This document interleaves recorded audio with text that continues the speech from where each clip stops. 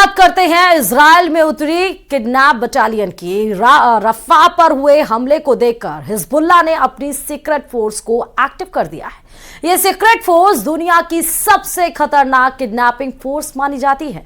खबर यह है कि हसन नसरल्लाह ने इजरायली सैनिकों को अगवा करने का ऑर्डर जारी किया है।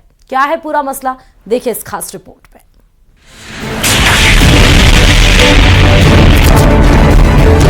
हिजबुल्लाह ने एक बार फिर ईरान की मिसाइल से इजराइल का टैंक तोड़ डाला।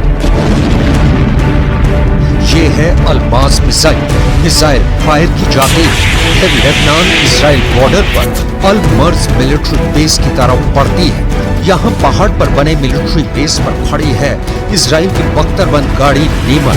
मिसाइल अचानक अपनी ऊंचाई बढ़ाती है, टारगेट को पहचान लिया जाता है। इसके बाद नीमर बख्तरबंद गाड़ी पर टॉप एंगल अटैक के लिए तैयार हो जाती है। सटीक निशाने के साथ टारगेट खत्म कर दिया जाता है, लेकिन इस मिसाइल से भी खतरनाक प्लान पर हिजबुल्लाह ने काम शुरू कर दिया है। नसरल्लाह ने बनाया है प्लान 2006। प्लान 2006 का मतलब इजराइल के सैनिकों को किडनैप करो और गाजा को लेकर डील करो। नसरल्लाह इजराइल को बड़ा खतरनाक सरप्राइज देना चाहता है। प्लान 2006 में इजराइल के सैनिकों को किडनैप करना चाहता है हिजबुल्लाह और उसके टारगेट पर है इजराइल की हे हारिम ब्रिगेड, जिसे सीरिया और लेबनान बॉर्डर पर पहाड़ी इलाकों में तैनात किया गया है। इसलिए नसरल्लाह का ये सरप्राइज लेबनान इजराइल बॉर्डर पर मिल सकता है, जहां एक तरफ है हिजबुल्लाह और दूसरी तरफ है इजराइल की सेना, यानी उसकी हे हारिम ब्रिगेड। हे हारिम ब्रिगेड को खास पहाड़ों पर लड़ने के लिए ट्रेनिंग दी गई है।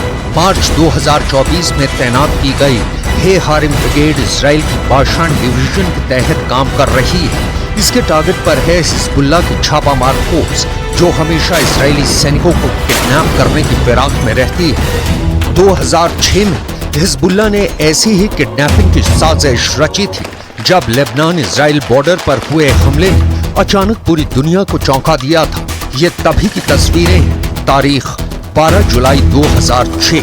हिजबुल्लाह के छापामार दस्ते ने रॉकेट से हमला करके इजराइल के गश्ती दल पर हमला किया।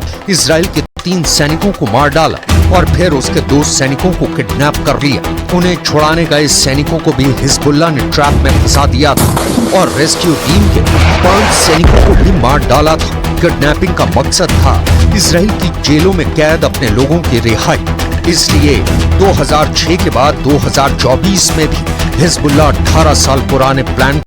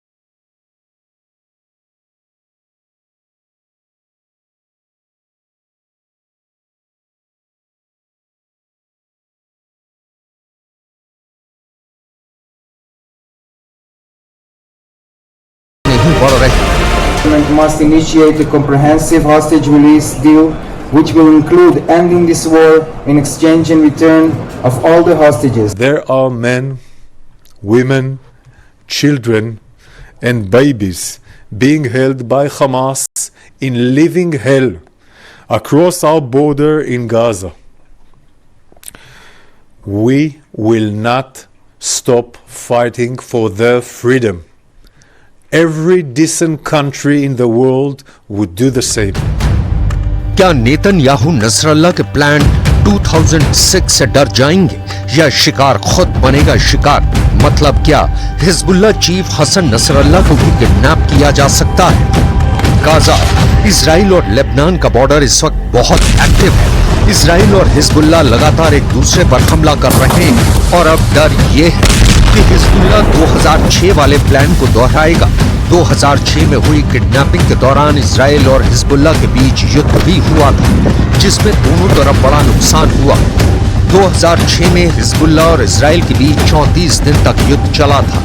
तब इजराइल के 121 सैनिकों को मिलाकर 160 लोग मारे गए, जबकि हिजबुल्लाह के 250 लड़ाकों समेत लेबनान के 1200 लोगों की मौत हुई थी। यह युद्ध संयुक्त राष्ट्र के दखल के बाद सीज फायर के साथ खत्म हुआ और इजराइल को लेबनान से पीछे हटना पड़ा था। वैसे सवाल ये भी है, क्या इजराइल हसन नसरल्लाह को खत्म करने की तैयारी कर रहा है? इजराइल की सुरक्षा एजेंसियों में इस बात की चर्चा है कि क्या हसन नसरल्लाह को किडनैप किया जा सकता है। हिजबुल्लाह के इस कमांडर ने कैसे इजराइल की नाक में दम किया हुआ था, आप ऐसे एंटी टैंक मिसाइल वाले हमलों को देखकर समझ सकते हैं। न सिर्फ ऐसे हमलों से हिजबुल्लाह इजराइल की बख्तरबंद गाड़ियों को उड़ा रहा है, बल्कि बॉर्डर पर तैनात किए गए कई कम्युनिकेशन सिस्टम पर भी धमाके कर रहा है। अब उसका प्लान इजरायली सैनिकों को किडनैप करना है, लेकिन इजराइल को कम आंकना गलती होगी। गाजा में लड़ाई के साथ क्या अगला नंबर हिजबुल्लाह के चीफ हसन नसरल्लाह का है? क्या इजराइल के टारगेट पर इस्माइल हानिया भी आ चुका है? क्या इजराइल ने अब एक के बाद एक अपने दुश्मनों को मारना शुरू कर दिया है? करीब 8 महीने से पूरा पश्चिम एशिया एक बड़े युद्ध की चौखट पर बैठा हुआ है। अगर गाजा पट्टी इजराइल की बमबारी में खंडहर बनता जा रहा है, तो उत्तर में इजराइल और लेबनान के बॉर्डर पर मौत का खेल चल रहा है। अब सबका फोकस हिजबुल्लाह के कमांडर हसन नसरल्लाह पर है। हसन नसरल्लाह का हेडक्वार्टर लेबनान की राजधानी बेरूत में है। बेरूत में दाहिया नाम का इलाका है, जो हिजबुल्लाह का सबसे मजबूत गढ़ माना जाता है। बताया जाता है कि यहीं पर करीब 150 फीट गहरा बंकर है और यहीं 2006 से हिजबुल्लाह चीफ हसन नसरल्लाह का घर है। हसन नसरल्लाह को 2016 के बाद से खुले आसमान के नीचे नहीं देखा गया है, यानी पिछले 8 साल से नसरल्लाह बंकर में ही है। बंकर की सही गहराई और लोकेशन के बारे में सही जानकारी इजराइल को भी नहीं मालूम। आखिरी बार 2016 में हसन नसरल्लाह को पब्लिक के बीच देखा गया था। हसन नसरल्लाह का पब्लिक के बीच आना अचानक होता है। इसके बारे में उसके सुरक्षा कर्मियों को भी आखिरी पलों में बताया जाता है। हसन नसरल्लाह के साथ बंकर में 19 सुरक्षा कर्मी हमेशा मौजूद रहते हैं, लेकिन हसन नसरल्लाह को अगर इजराइल टारगेट बनाने में कामयाब रहा तो समझ लीजिए ईरान को भी बहुत बड़ा झटका लगेगा। वैसे नेतन्याहू भी यही चाहते हैं, लेकिन उनकी ये ख्वाहिश अब पश्चिम एशिया को बारूद के ढेर पर बैठा चुकी है। रईसी की जान जा चुकी है। ईरान अब भी इजराइल को शक की निगाह से देख रहा है। वहीं गाजा में जिस तरह की बमबारी हो रही है, उसने पूरी दुनिया को जैसे सख्ते में ला दिया है। हजारों बच्चों की मौत को लेकर इजराइल इस वक्त कटघरे में है और नेतन्याहू अपनी जनता के बीच भी बुरी तरह घिर चुके हैं।